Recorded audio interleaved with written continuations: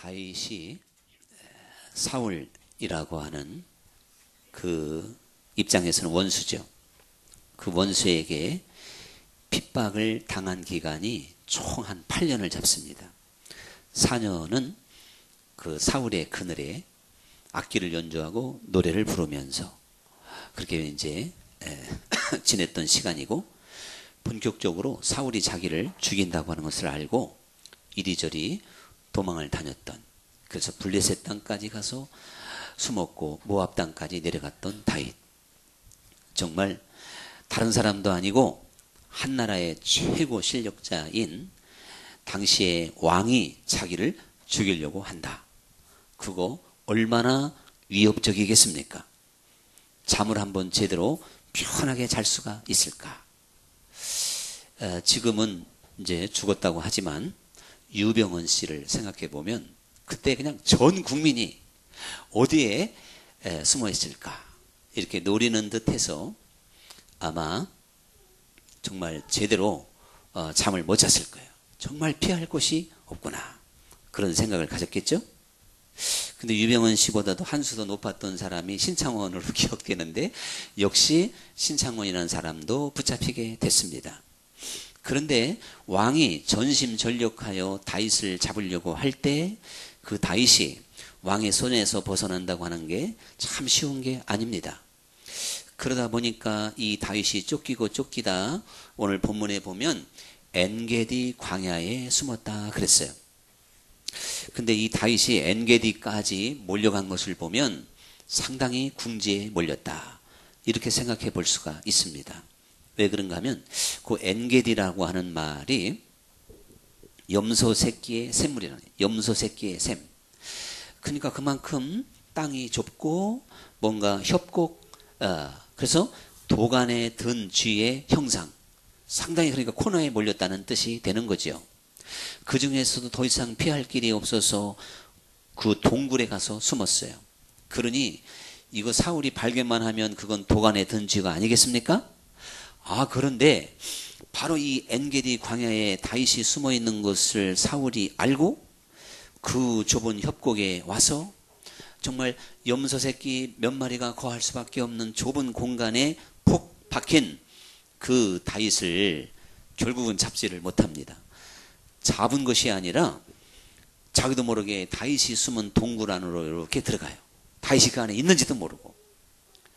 그래서 뭔가 이렇게 일을 보는데, 뭔 일을 보는지 궁금한 분은 다시 본문을 잘 읽어보시기 바랍니다. 그러고 있는데, 그러니까 옆에 있는 부하들이 박수 치면 안 되죠. 옆구리를 확 찔리면서, 왕이시여, 오늘날 정말 여호와께서 너의 대적을 네 손에 붙이리니 네 생각에 좋은 대로 행할지니라 하신 말씀이 왕에게 이루어졌나이다. 그게 무슨 얘기냐면, 이게 지금 도간에 든 쥐 다윗에게 또 도간에 든 쥐가 사울의 형국이 돼버리고 말았습니다. 3,000명이나 데리고 왔는데 이거 완전히 역전도 이렇게 역전시킬 수가 있겠습니까?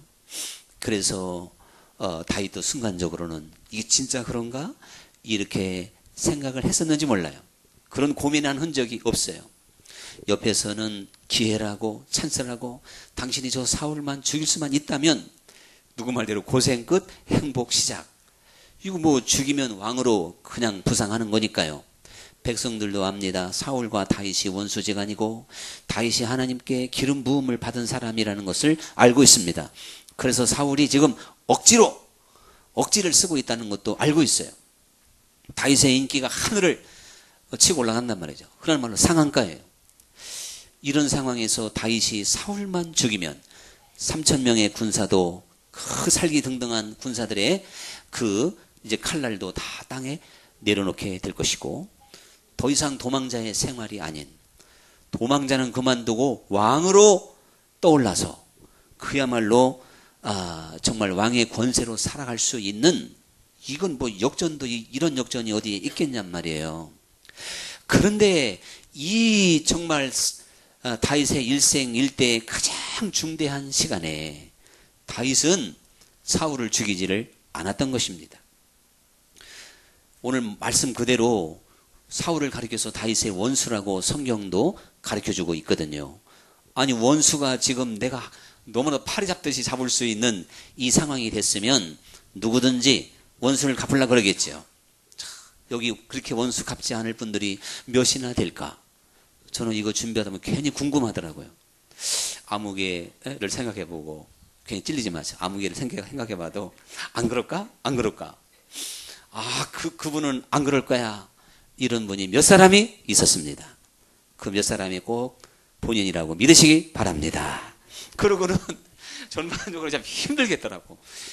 이 세상에 이 원수를 갚지 않을 사람이 몇이나 될까? 이거 정말 자신 없는 이야기입니다. 그런데 그냥 옷자락만 살짝 뵀는데 말이죠. 이것도 옷자락 뵌 것도 나중에는 마음으로 찔려버렸어요. 그러니 참 이 다윗이 얼마나 대단한 사람인가. 일단은요, 다른 건 다 그만두더라도 이 원수 사울 때문에 잠도 못 자고 이리저리 도망 다니고 고달프고 정말 옷도 더러워지고 이렇게 정말 나그네 중에서 나그네 행여자와 같은 삶을 언제까지 살아야 될지 모르는 기가 막힌 운명을 맞이한 이 다윗이 아니 한 번 손만 들어 죽이면 오히려 백성들이 환영할 만한 일인데요. 자기의 모든 불행이 끝나는 것을 알면서도 다윗을 살려주었다. 사울을 살려주었다. 즉 원수를 갚지 않았다. 이것이요 실제적으로 오늘날 우리의 문제가 되는 것입니다. 우리는 나를 괴롭히고 힘들게 하고 나를 그저 정말 짓누르는 그러한 사람들을 물리치고 원수를 갚으면 내가 편해지고 행복해질 수만 있다면 그 원수 갚는 손을 멈출 수 있는 사람이 얼마나 될까? 오늘 제가 믿음의 사람들, 믿음의 사람이라는 제목을 붙인 대로 성경의 원리와 그리고 예수님께서 우리에게 가르쳐 주신 말씀에 의하면 원수를 갚지 않고 하나님 손에 맡기는 것이 믿음의 사람의 길인 줄 믿습니다. 다윗은 내가 직접 원수를 갚지 아니하여도 여호와께서 갚아주실 것을 믿었기 때문에 살려준 것입니다. 이것이 하나님의 존재를 확실히 믿는 사람과 믿지 않는 사람의 근본적인 차이입니다. 여러분 정말 우리들이요 하나님의 살아계심을 확실히 믿고 그래서 근신하고 깨어 있어서 시간 분초마다 하나님의 존재를 분명히 믿고 이 세상을 살아간다면 우리도 다윗처럼 할 수가 있습니다. 다윗이 한 게 결코 어려운 일이 아닙니다. 사실 인간이 할 수 있는 일 중에서 가장 어려운 일이 원수 갚지 않는 일이겠죠. 그래서 악을 악으로 갚지 않고 악을 선으로 갚는 일이 가장 어려울 것입니다. 그래도 믿음의 사람들은 하게 될 줄로 믿습니다. 다윗이 우리와 성정이 달라서 했던 게 아닙니다. 다윗은 믿음의 사람이었어요. 내 손으로 원수 갚지 아니하여도 하나님은 살아 계시니 하나님이 친히 원수를 갚아 주시리라. 이것을 믿었던 것입니다. 근데 예수님도 우리에게 그렇게 말씀을 하신 거예요. 우리는 이 세상을 살면서 원수라 그러니까 로미오와 줄리엣과 같은 원수도 아니고 다윗과 사울과 같은 원수도 아닙니다. 오늘날 내 삶에서 원수는 다른 게 아니라 보통 내 집안에도 있다 그랬으니까 원수를 너무 그렇게 이상하게 생각할 대목이 아닌 거예요. 나를 힘들게 하고 또 나를 핍박하고 고통스럽게 하고 정말 나를 불행하게 만드는 모든 사람들이 성경에서 원수라고 말할 수 있어요. 다른 말로 말하면 나를 선대하지 않는 사람, 나를 인정해 주지 않는 사람, 나를 높여주지 않는 사람도 원수의 반열에 들어갑니다. 우리는 여지없이 그런 사람들을 공격하고 그런 사람들을 치고 대적하는 그러한 삶에 빠지기가 너무나도 쉬운 것이지요. 그러나 높여주시는 이도 주님이시고 낮추는 이도 주님이시다. 우리가 이것을 분명하게 믿으며 살아계신 하나님을 믿고 이 다윗처럼 하나님께 온전히 맡길 수 있는 하나님의 자녀들이 되어야 될 줄 믿습니다. 다윗이 이 사울을 선대했어요. 이렇게 정말 다윗이 이제 사울이 그 동굴을 빠져나간 다음에 먼 발치에서 당신은 나를 죽이려고 3,000명의 군사를 데리고 여기까지 쫓아왔사오나 그리고 오늘날 여호와께서 당신을 내 손에 붙였사오나 나는 당신을 살려서 보내온 나이다. 보소서 당신의 옷자락이 여기 있나이다. 그러나 이 옷자락 하나 뺀 것도 나는 마음이 아프니이다. 야, 이거 얼마나 착하게 나옵니까? 얼마나 선하게 나옵니까? 이렇게 나온다면 사실 많은 원수들의 가슴이 무너지게 될 줄로 믿습니다. 영국의 웰링턴 장군이 있어요. 근데 웰링턴 장군 때에 하여튼 몇 번 탈영을 해서 붙잡힌 병사가 있었답니다. 근데 이제는 너 다음에 한 번만 탈영하면 너는 죽는다. 마지막 판결이 그랬어요. 아마 몇 번 붙잡혔으니까. 탈영하고 오면 감옥에도 가고 매도 맞고 고문도 당하고 많은 그 처벌이 있었겠죠. 그리고 이제 마지막 네가 한 번만 더 도망을 가면 너는 이제 죽게 된다. 그것이 마지막 판결이었는데 그 마지막 한 번 또 도망가다 붙잡혔어요. 그러니까 이 병사가 이제는 죽었구나. 그리고 사시나무 떨듯이 벌벌 떨고 있는데 웰링턴 장군도 마지막 판결을 기억하고 이 병사를 이제 사형에 언도하려고 하는 순간 옆에 있던 병사가 장군님 좋은 방법이 있습니다. 뭐냐? 지금까지 저 병사에 대해서 탈영할 때마다 벌을 가하고 고문을 가하고 매를 쳤는데 한 번도 용서해 주지 않았지 않습니까? 그러니 이번에는 한번 용서해 주십시오. 이렇게 나온 거예요. 야, 기발하죠? 여기서 지금 기발하다고 생각하는 분은 장군의 기질이 있는 분이에요. 그릇이 커요. 저는 이거 읽었을 때 엄청나게 기발하더라고. 할렐루야. 그래가지고 야, 그거 나 같아도 한번 살려줬겠다. 그래야지, 살려줘야지. 근데 역시 웰링턴 장군이에요. 그래서 그 후에 전쟁이 나폴레옹을 대적해서 싸웠던 장군이었는데 전쟁이 끝난 다음에 영국의 총리가 되잖아요. 그만한 그릇이 되니까. 딱 살려줬더니요. 이 병사가 그때부터는 다시는 탈영하지 아니하였더라 라고 하는 옛날 얘기가 있습니다. 전설 따라가 아니고. 여러분 마찬가지예요. 하나님도 우리들의 어떤 그 원수를 제압하는 방법을 이렇게 용서하는 마음으로 용서의 정신으로 사실은 원수를 이기라고 말씀을 하셨어요. 그래서 여러분 1만 달란트 탕감받은 걸 한번 생각해 보세요. 우리 모두는 다 1만 달란트를 다 탕감받았는데 그러므로 우리는 어떠한 원수라 할지라도 그를 용서하고 이해하고 감싸줄 수 있는 다윗과 같은 그 말씀을 그대로 준행할 수 있는 하나님의 자녀들이 되어야 되는 것입니다. 예수님이 우리에게 들려준 말씀 가운데 대단히 산상수훈에서 강조하셨던 그 노른자 말씀 가운데서 강조했던 것이 바로 원수에 대한 사랑이었거든요. 한 걸음 더 나가서 용서보다도 줄일 때 먹을 걸 주고 목마를 때 마실 걸 주고 그를 위해서 축복하며 기도하라는 겁니다. 이야, 이거 얼마나 어려워요. 그렇게 되면 사실은 그게 하나님 손에 맡기는 거라는 거죠. 그래서 그렇게 선대하는 손길을 받고 뉘우쳐 회개하고 하나님께 돌아오면 복을 받는 것이지만 같이 복을 받아요. 근데 결국 그렇게 하지 아니하면 그 머리에 숯불을 쌓는 것이다. 이렇게 말을 했던 것입니다. 다윗 믿음의 사람입니다. 오늘날도 믿음의 사람들은 하나님의 손길과 하나님의 능력과 하나님의 일하심을 믿고 원수까지라도 그 손에 맡기는 사람들이 될 줄로 믿습니다. 그렇지 아니하면 뭐가 믿음이냔 말이에요. 내가 해야 되고 하나님은 저기 안 보이고 정말 여러분 돌발적인 사건 앞에 내가 너무나도 혈기를 낼 수밖에 없는 이 상황에서 살아계신 하나님이 보여서 그 하나님 손에 맡길 수 있는 하나님의 자녀들이 되어야 될 줄로 믿습니다. 그런데 사실은 말이죠. 다윗이 제가 지금까지 얘기했던 건 믿음의 결국이고 다윗이 이렇게 큰 믿음, 하나님께 맡기는 믿음을 가질 수 있었던 근본적인 것은 어디에 있었느냐면 하나님을 아는 지식에 있었던 것을 볼 수가 있어요. 다윗이 그 아주 긴박한 상황에 여호와께 기름 부음을 받은 사람을 내 손으로 해치는 것을 여호와는 금하셨느니라.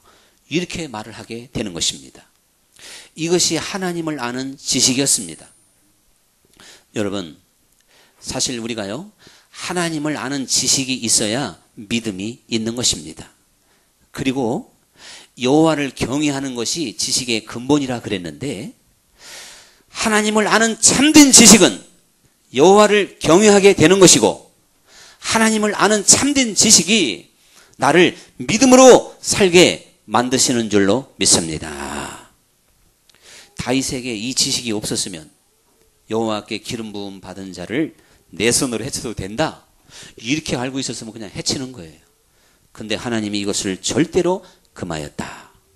이것을 다윗은 철저하게 알고 있었던 것입니다. 근데 오늘 이 신약시대에 와가지고 여호와께 기름 부음을 받은 자에 대한 생각을 너무 편협하게 가지면 안 돼요. 구약성경에서 여호와께 기름을 부음 받은 사람은 왕, 제사장, 선지자였어요. 이 세 부류의 사람들에게 기름을 붓습니다. 이것은 여호와께서 특별히 성별했다는 뜻이에요. 하나님이 구별했다, 기름을 부었다고 하는 건 성별했다, 구별했다, 그런 얘기죠. 그런데 왕에게, 제사장에게, 선지자에게, 요 세 사람에게만 특별한 기름 부음이 있었던 것입니다. 다윗이 봐서 그것을 알게 된 것이죠. 자기도 기름 부음 받았지만 하나님이 사울을 특별히 뽑으셔서 하나님이 친히 기름을 부은 자를 내가 어찌 헤아리요. 즉 하나님 주권에 절대로 도전하지 않겠다는 뜻이 되는 겁니다. 오늘 그러면 여러분, 이것이 구약에는 왕, 제사장, 선지자지만 신약시대에는 하나님이 누구에게 기름을 부었을까요? 신약시대의 기름 부음을 우리는 깨달아야 됩니다. 신약시대는요, 모든 사람에게 하나님의 특별한 기름 부음이 있었다는 걸 깨달아야 됩니다. 구약의 기름 부음은 하나의 상징이에요. 여러분, 이제 신약에 하나님께서는 예수 그리스도의 보혈의 피로 모든 사람을 성별했고 모든 사람의 죄를 대속하셨습니다. 이건 구약의 왕과 제사장과 선지자에게 부었던 기름보다도 훨씬 값진 기름인 것이고 영원한 것인 줄 믿습니다. 오늘 이러한 깨달음이 확실하지 않으니까 원수 갚는 거예요. 사랑하지 않는 거예요. 여러분, 오늘 사실 다윗이 이 사울을 직접 치게 되면 하나님 앞에 범죄하는 거예요. 그 상황이 그렇습니다. 구약에서. 오늘 신약에서 그러기 때문에 말이죠. 기름 부음을 받은 그리스도의 공로로 구원함을 받고, 그리고 그리스도께서 대신 죽은 모든 인생, 불교 신자가 됐던 천주교 신자가 됐던 이슬람 신자가 됐던 그 모든 사람을 사랑의 마음으로 바라보지 않는 것처럼 큰 죄악은 없는 겁니다. 오늘 우리는 여호와를 바로 아는 지식이 없어서 망하는 거예요. 호세아 선지자처럼. 이 백성이 여호와를 알지 못함으로 망하는 도다. 이거 엄청난 겁니다. 여러분, 다윗은요, 단지 선지자를 통해서 기름 부음을 받았다고 하는 것 때문에 평생 원수요, 그 원수만 죽이면 자기의 행복이 시작되는 줄 알면서도 그 원수를 죽이지 않았습니다. 여러분, 오늘 이 다윗이 깨닫고 알았던 지식이 오늘 십자가 안에서, 그리스도의 보혈 안에서 새로운 깨달음으로 우리 생각과 마음에 확실하게 자리 잡을 수 있기를 간절히 축원합니다. 그리스도께서 다 이루었다 하시며 흘리신 그 보혈이 왕과 제사장과 선지자에게 부었던 기름보다 못합니까? 여러분, 비교할 수 없이 위대하고 아름답고 참으로 고귀한 피인 줄로 믿습니다. 이게 진정한 영적 기름 부음입니다. 우리 하나님은 그 아들을 십자가에 못 박아서 모든 사람, 천하보다 귀한 한 사람 한 사람에게 기름 부음을 허락해 주셨습니다.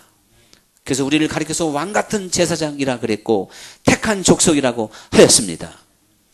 우리 모두 다 기름 부음을 받은 사람들이에요. 오늘 이제 이 지식을 가지고 낮은 자나 높은 자나 부한 자나 가난한 자나 어린이나 나이 많은 분이나 할 것 없이 다 이 눈으로 바라볼 수 있기를 간절히 축원합니다. 다시 말하지만 그래서 1만 달란트 탕감 받은 사람이 100데나리온 빚진 사람 용서하지 못했을 때 왕의 심판이 저를 붙잡아서 감옥에 가두고 다 갚을 때까지 못 나오게 하여라. 저는 요 얘기할 때마다 꼭 물어보는 거 있죠. 뭐예요? 지금도 2000년 전에 들어갔는데 나왔어요? 못 나왔어요?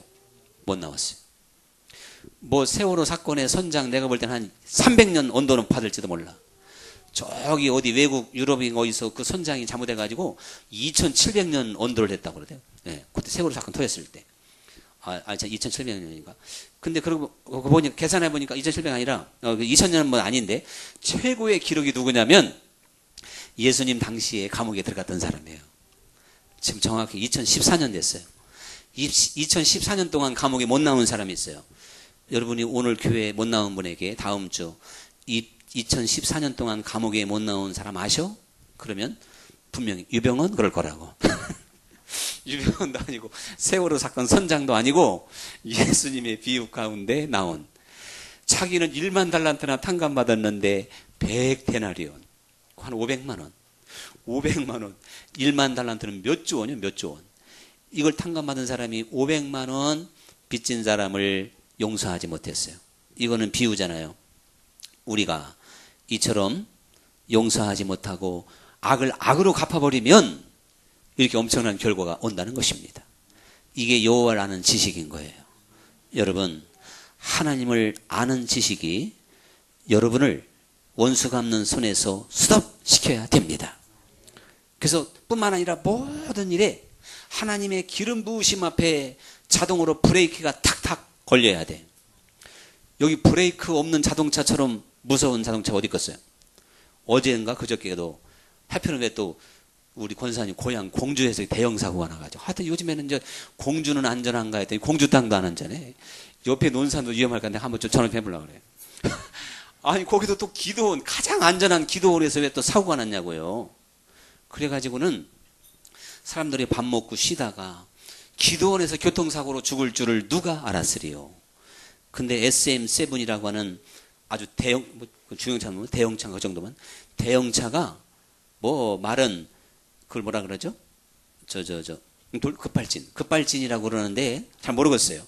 근데 이상하게 급발진 사고에는 여성이 많더라. 여성이 많은 거 보니까 급발진 아닌 가능성도 좀 있다 이거예요. 그래서 회사는 막 우기는데 여러분 이것이 중요한 게 아니고 우리들이 이렇게 브레이크가 없는 자동차는 살상 무기입니다. 오늘 여러분 그리스도 안에서 이렇게 브레이크를 밟을 수 없는 성도는요 여러 사람 다 죽여버리는 거예요. 죄송합니다. 표현이 너무 삭막해가지고 이렇게 삭막하게 해야 이게 이제 집에 가서 생각나지. 그래야 안 돌아가시게 브레이크가 없어가지고 그냥 생각난 대로 쏴붙이고 막 부부싸움 해버리고 자식한테 욕하고 남편이고 어떤 때는 친정어머니고 친정아버지고 더 나가서는 시어머니 시아버지도 없는 분들이 많아. 또 부모 입장에서 또 아들 딸도 없고. 정말 여호와를 아는 지식은 브레이크를 내게 자동으로 주는 거예요. 여호와를 아는 지식이 있어서 다윗을 절제할 수 있었고 하나님의 주권에 도전하지 않게 했습니다. 오늘날 하나님의 가장 근본적인 주권, 모든 사람을 위해서 죽으신 하나님의 그 사랑 앞에 도전하는 거예요. 제가 볼 때는 죄악 중에서 가장 큰 죄가 그러니까 사랑하지 않는 죄가 가장 큰 죄예요. 이거 기가 막힌 거예요. 그래서 사랑하지 않는 자는 하나님을 알지도 못하였느니라 이렇게 말하고 있습니다. 나 예수님 알았다고 아무리 큰 소리 쳐도 소용없어요. 사랑하지 않으면 하나님을 모르는 자입니다. 그럼 사랑이 뭐 퍼주고 뭐 돈 빌려주고 그것도 사랑이지. 근데 그거는 하루살이에 불과한 거예요. 진짜 사랑은 고린도전서 13장처럼 참을 수 있고 인내할 수 있고 덮어줄 수 있고 믿어주고 교만하지 않고 혈기내지 않고. 여러분 이것이 바로 사랑인데요. 우리가 여호와를 아는 지식으로 말미암아 이 사랑도 나타낼 수 있고 또한 모든 죄도 금할 수 있는 하나님의 자녀들이 되어야 될 줄 믿습니다. 여호와를 아는 지식이 나를 그렇게 만드는 것입니다. 그래서 하나님께로 난 자마다 죄를 범하지 아니하느니라. 이렇게까지 말하고 있어요. 자, 우리 예수님에 대해서, 하나님에 대해서, 성경 66권에 대해서 뭐 공부도 많이 하고 달달 외우기도 하고 성경 퀴즈대회 가면 1등하고 성경 시험 보면 100점만 맞고 이렇게 한다고 해서 그렇게 알고 있는 그 지식이 나를 절제하는 자리로, 나를 온유한 자리로, 나를 겸손한 사람으로, 나를 사랑의 사람으로 못 만든다면 이거는 여호와를 아는 지식이 아닌 겁니다. 하나님을 중심으로 마음으로 아는 순간 우리는 대단히 절제할 수 있는 사람이 됩니다. 하나님의 사람이 됩니다. 이게 성경인 거예요. 여러분, 정말 내가 알았던 여호와의 지식이, 여호와를 아는 지식이 다윗이 사울을 그 위험천만한 상황 가운데 내가 죽이지 않으면 내가 죽을 수도 있는 이 상황이지만 살려주었던 것처럼 여호와를 아는 지식이 여러분 삶의 구석구석에 열매 맺을 수 있고 그리고 하나님께 영광 돌릴 수 있는 결실이 맺힐 수 있기를 간절히 축원합니다. 이것은 오직 여호와를 아는 믿음의 사람들만 할 수 있는 위대한 세계입니다. 우리가 이렇게 주님을 알지 못한다면 정말 하나님께서 마지막 심판에 네가 나를 알았느냐? 이렇게 책망할 수밖에 없다는 것이 하나님의 말씀인 거예요. 여호와를 아는 지식은 살아서 움직이는 겁니다.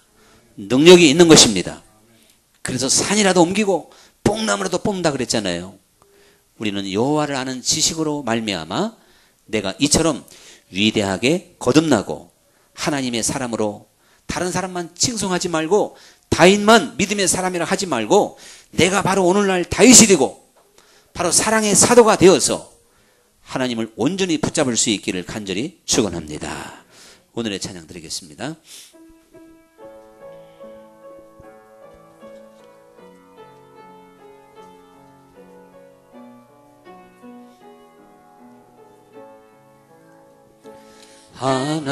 하나님의 사랑을 사모하는 자, 하나님의 평안을 바라보는 자, 너의 모든 것 창조하신 우리 주님이 너를 얼마나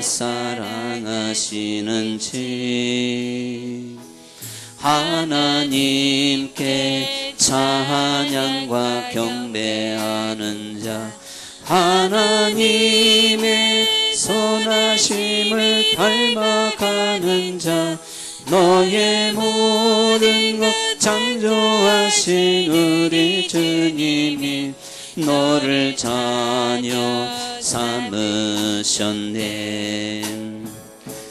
하나님 사랑의 눈으로 너를 어느 때나 바라보시고 하나님인 자 귀로써 언제나 너에게 기울이시니 어두움에 밝은 빛을 비춰주시고 너의 작은 시름에도 응답하시니 너는 어느 곳에 있든